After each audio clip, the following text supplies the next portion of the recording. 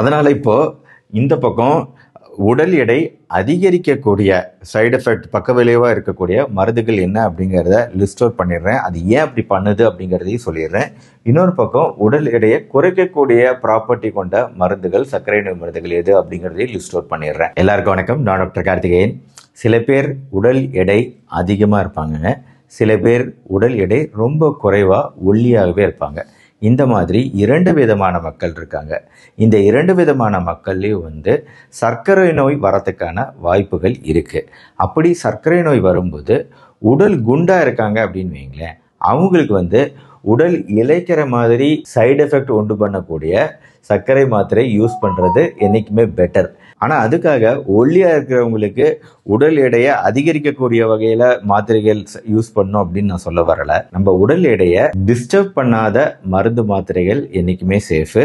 ஆனால் சர்க்கரை நோயை பொறுத்த வரைக்கும் இரண்டு விதமான மாத்திரைகள் இருக்குங்க. ஒரு குரூப் உடல் எடையை அதிகப்படுத்தும், இன்னொரு குரூப் உடல் எடையை கம்மி பண்ணும். அதனால் எந்தெந்த மாத்திரைகள் அப்படிங்கிறத நீங்கள் ஒரு நிமிஷம் புரிஞ்சுக்கோங்க. இந்த மருந்துகளோட எஃபெக்ட் என்னங்கிறத தெரிஞ்சுக்கிட்டிங்கன்னா காரணம் இல்லாமல் உங்களுக்கு வரக்கூடிய பல பக்க விளைவுகள், பல அறிகுறிகளை நீங்க அவாய்ட் பண்ணிக்கலாம். அதனால இப்போ இந்த பக்கம் உடல் எடை அதிகரிக்கக்கூடிய சைடு எஃபெக்ட் பக்க விளைவா இருக்கக்கூடிய மருந்துகள் என்ன அப்படிங்கிறத லிஸ்ட் அவுட் பண்ணிடுறேன். அது ஏன் அப்படி பண்ணுது அப்படிங்கிறதையும் சொல்லிடுறேன். இன்னொரு பக்கம் உடல் எடையை குறைக்கக்கூடிய ப்ராப்பர்ட்டி கொண்ட மருந்துகள், சர்க்கரை நோய் மருந்துகள் எது அப்படிங்கிறதையும் லிஸ்ட் அவுட் பண்ணிடுறேன். இப்போ இந்த லிஸ்ட்ல உடல் எடை அதிகரிக்கிறதுல ஃபர்ஸ்ட் மருந்து என்னவா இருக்கும் அப்படின்னா இன்சுலின் தாங்க. அதாவது இன்சுலின் நம்ம போட்டுக்கிறோம் சர்க்கரை அளவுகளை குறைக்க அப்படின்னா அது கண்டிப்பாக அதோட பக்க விளைவாக உடல் எடையை அதிகரிக்கும். இப்போது இந்த படத்தில் நீங்கள் இங்கே வயிற்றுக்கு கீழ்ப்பகுதியில் பார்க்கக்கூடியது தான் பேங்க்ரியாஸ் அப்படின்னு சொல்லக்கூடிய கணையம். இந்த கணையத்திலிருந்து உற்பத்தி ஆகக்கூடியது தான் இன்சுலின். இதில் இன்சுலின் அப்படிங்கிற நேச்சுரல் இயற்கையாக சுரக்கக்கூடிய இந்த கணையத்திலேருந்து சுரக்கக்கூடிய இன்சுலினோட வேலை என்ன? ரத்தத்தில் எப்போல்லாம் சர்க்கரை அளவுகள் அதிகமாக இருக்கோ அந்த சர்க்கரை அளவுகளை குறைக்கிறது தான் இயற்கையான இன்சுலினோட வேலை. அதை எப்படி செய்யுது? நம்ம ரத்தத்தில் சுற்றிக்கிட்டு இருக்க அந்த குளுக்கோஸை கொழுப்பாக மாற்றி அதை கொண்டு போய் வயிற்று பகுதியில் இருக்கக்கூடிய கொழுப்புகள் இருக்குது பார்த்தீங்களா, இந்த இடத்துலலாம் கொண்டு போய் டெபாசிட் பண்ணிடும். அடிப்போஸ் டிஷ்யூன்னு சொல்கிறோம். அந்த கொழுப்புகளில் போய் அவங்களுக்கு குளுக்கோஸ் கொழுப்பாக கன்வெர்ட் ஆகி போய் உட்காந்து டெபாசிட் ஆகிடும். ஸோ யூஸ்வலாக அதிக குளுக்கோஸ், எல்லா குளுக்கோஸும் அப்படி போய் இங்கே உட்காராது. உங்கள் உடலுக்கு தேவையான அளவில் நீங்கள் குளுக்கோஸ் உங்கள் உடம்பு ரத்தத்தில் இருக்குது அப்படின்னா அங்கே உடலில் இருக்கக்கூடிய மற்ற உறுப்புகள் எல்லாத்துக்குமே ஒரு எனர்ஜி தேவை இல்லையா, சக்தி தேவை இல்லையா? அந்த சக்தியை கொடுக்கக்கூடியது குளுக்கோஸ். அந்த குளுக்கோஸை கொண்டு போய் சேர்க்க வேண்டியது இன்சுலின். அப்போ அந்த இன்சுலின் கரெக்டாக கொண்டு போய் சேர்த்துருச்சு. ஆனால் அதையும் மீறி உங்கள் ரத்தத்தில் அதிகமான சர்க்கரை அளவுகள் இருக்குது அப்படின்னா தான் இன்சுலின் இந்த வேலையை பண்ணும். மீதி இருக்கக்கூடிய சர்க்கரைகளை கொண்டு போய் கொழுப்பாக கொண்டு போய் உட்கார வச்சிடும். கல்லீரல், லிவரில் கொண்டு போய் உட்கார வைக்கும். அடிப்போஸ் டிஷ்யூன்னு சொல்லக்கூடிய இங்கேயும் கொண்டு உட்கார வச்சிடும். அது ஒன்று தான் பிரச்சனை. ஸோ அதனால் கொஞ்சம் கொஞ்சமாக உங்களுக்கு உடல் எடை அதிகரிக்கிற மாதிரி இருக்கும். இன்சுலினை மருந்தா நீங்க எடுத்துக்கும் போது. நேச்சுரலா இன்சுலின் இல்லாம சர்க்கரை அளவுகள் ரத்தத்தில் அதிகமாக இருந்துச்சு அப்படின்னு வைங்களேன், அப்போ அந்த ரத்த சர்க்கரை அளவுகள்லாம் எங்கே போகும்? அது யூரின்ல தாங்க வெளியே போகும். இனிப்பு சிறுநீர் அப்படின்னே இதுக்கு பேரு. சரி, ஃபர்ஸ்ட் விஷயம் இன்சுலின். இன்சுலினுக்கு இன்னொரு முக்கியமான சைடு எஃபெக்ட் சர்க்கரை அளவுகளை குறைக்கிறது. ஹைப்போகிளைசீமியான்னு சொல்லிட்டு திடீர்னு அதிகமாக சர்க்கரை அளவுகளை குறைக்கும். அதையும் மைண்டில் வச்சுக்கோங்க, கரெக்டான டோஸ் எடுக்கலனா. சரிங்க, உடல் எடை அதிகப்படுத்துறதுல இப்போ இரண்டாவது மருந்து இருக்கு இல்லையா, இந்த இரண்டாவது மருந்து என்னன்னு கேட்டிங்கன்னா அது சல்ஃபோலின் யூரியா அப்படிங்கிற குரூப்பில் நம்ம பொதுவாக நிறைய மருந்துகள் இருக்குது. ஜென்ரலாக அதிகமாக நம்ம யூஸ் பண்ணுற மருந்து கிளைமிபிரைடுன்னு சொல்லுவோம். அதாவது இங்கே நான் சொல்கிற மருந்து பேர் எல்லாமே இது ஃபார்மகாலஜிக்கல் நேம், அந்த மருந்தோட உண்மையான ஃபார்மகாலஜிக்கல் நேம். ஆனால் நீங்கள் மாத்திரையை வாங்கும்போது அது வெவ்வேறு கம்பெனியோட பேரில் வரும். அது பிராண்ட் நேம். நீங்கள் இந்த மாத்திரை டேப்லெட்டை எடுத்து ஸ்ட்ரிப்பில் பார்த்தீங்கனாலே உங்களுக்கு தெரிஞ்சிடும். அந்த பிராண்ட் நேமுக்கு கீழேயே இந்த ஃபார்மகாலஜிக்கல் நேமை போட்டிருப்பாங்க.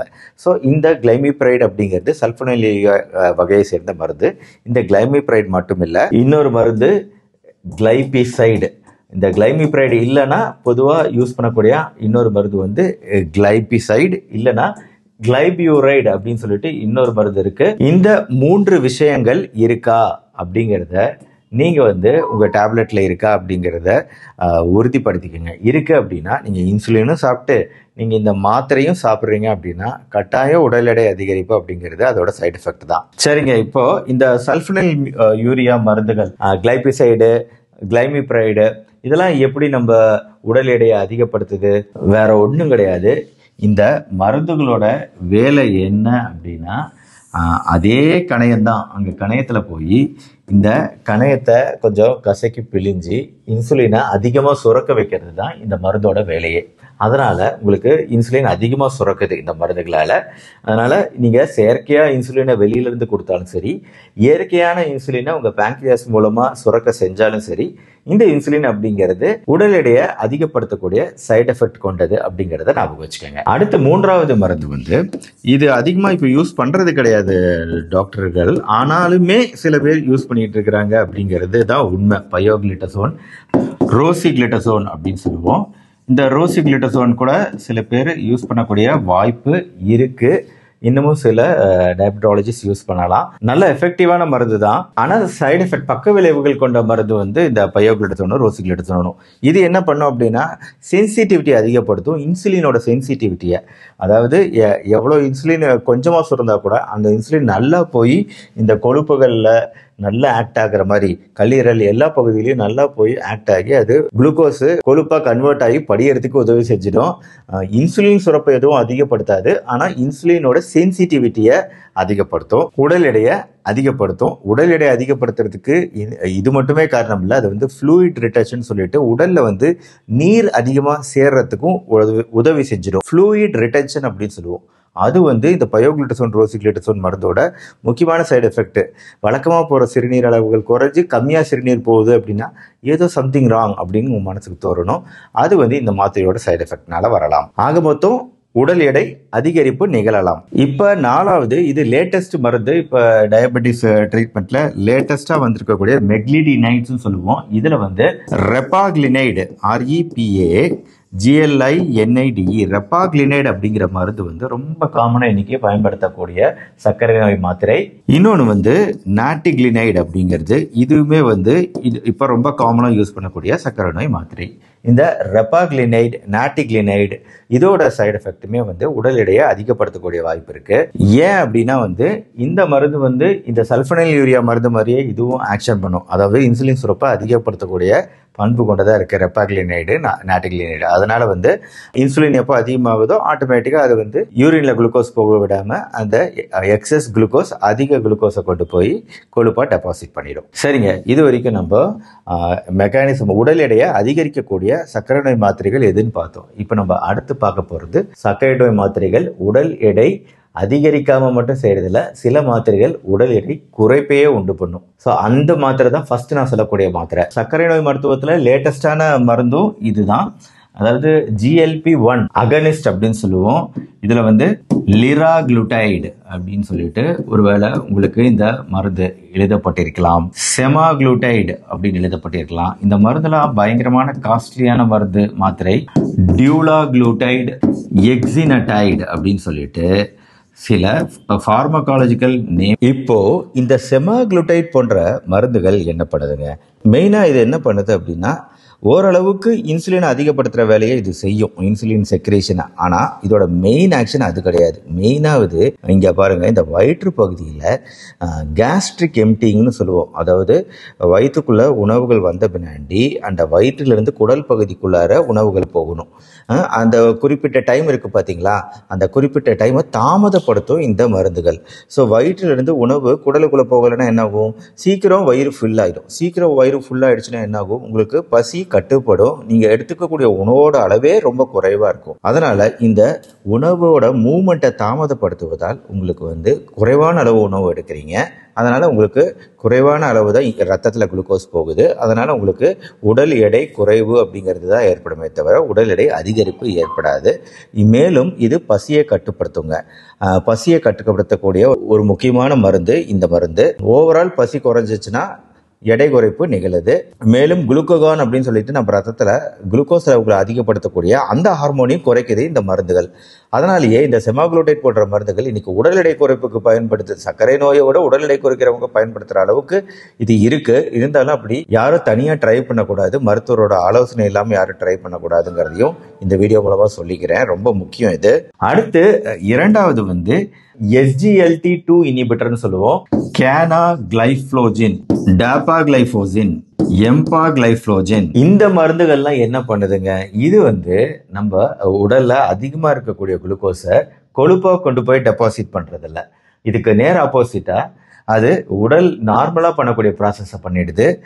எக்ஸஸ் குளுக்கோஸ், அதிக குளுக்கோஸை கிட்னி வழியா ஃபில்டர் பண்ணப்பட்டு யூரின் வழியா அதிக குளுக்கோஸ் வெளியேற மாதிரி செய்யக்கூடிய மருந்துகள் இந்த SGLT2 மருந்துகள். மெயினா இதோட ஆக்ஷன் வந்து கிட்னியில நடக்குங்க. நம்ம கிட்னியில வந்து குளுக்கோஸ் உறிஞ்சப்படும், திருப்பி நம்ம ரத்தத்துக்குள்ள கொண்டு போகப்படும்.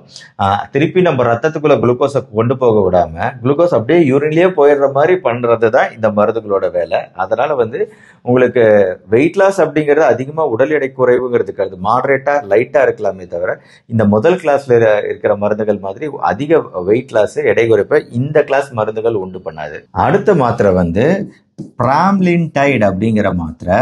இந்த பிராம்லின்டைடு அப்படிங்கிறது என்ன பண்ணுதுன்னா, இதுவும் வந்து கிட்டத்தட்ட இந்த குரூப் ஃபர்ஸ்ட்ல சொன்ன மாதிரி லிராக்ளூட்டைடு மாத்திரைகள் மாதிரி தாமதப்படுத்துது. வயிற்றுல இருந்து உணவு கீழே போறத தாமதப்படுத்துது. இதனால பசி கட்டுப்படுது, உணவு எடுத்துக்கிறது குறையுது. மேலும் இது குளுக்ககான் அப்படின்னு ரத்தத்துல சர்க்கரை அளவை அதிகரிக்கக்கூடிய ஹார்மோன் இருக்கு இல்லையா, இந்த கணையத்திலிருந்து சுரக்கக்கூடிய இன்னொரு ஹார்மோன் இன்சுலின், குளுக்ககான். அந்த குளுக்ககானோட சுரப்பை கம்மி பண்ணுது. இது வித்தியாசமான ஒரு ஆக்ஷன். இது வரைக்கும் உண்டான மருந்துகள் எல்லாம் இன்சுலின் சுரப்பை அதிகப்படுத்தி சர்க்கரை எரிக்க பார்த்தாங்க. இப்ப ரத்தத்துல சர்க்கரை அளவே அதிகரிக்கிறதையே தடுக்கக்கூடிய வகையில குளுக்கோகான் அப்படிங்கிற இன்னொரு ஹார்மோனியை தடுக்கக்கூடிய மருந்தா இந்த பிராம்லின்டைடு இருக்கு. இதனால வந்து உங்களுக்கு உடல் எடை குறைவு தான் ஏற்படுமே தவிர அதிகரிக்காது. இப்போ கடைசியா நம்ம பார்க்கக்கூடிய மாத்திரை வந்து மெட்ஃபார்மின். இதை வந்து எல்லாருக்குமே தெரியும், எல்லாருமே யூஸ் பண்ணுவீங்க. எல்லாருமே ஏன் யூஸ் பண்ணுவீங்க அப்படின்னா, மெட்ஃபார்மினோட வரலாறு அப்படி நானே தனி வீடியோ போட்டிருக்கேன் இந்த மெட்ஃபார்மின் பத்தி.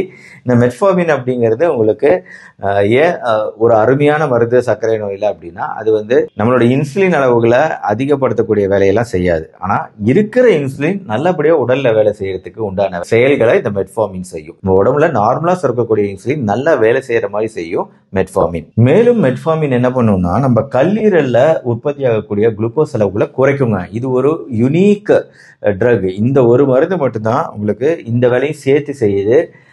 கல்லீரல்லையும் வந்து குளுக்கோஸ் உற்பத்தி நடக்கும் இல்லையா, அதையும் தடுக்கக்கூடிய வல்லமை வாய்ந்ததா இருக்கு மெட்ஃபார்மின். அதனாலதான் எல்லாருக்குமே இது வந்து ஃபர்ஸ்ட் லைன் ட்ரக், முதல்ல யூஸ் பண்ணக்கூடிய ட்ரக்கா இன்னி வரைக்கும் சர்க்கரை நோய் மருத்துவத்தில் இருக்கக்கூடியது மெட்ஃபார்மின். கூடவே உடல் எடை அதிகமா இருக்கிறாங்கன்னா அவங்களுக்குமே இது ஒரு சேஃபான ட்ரக்.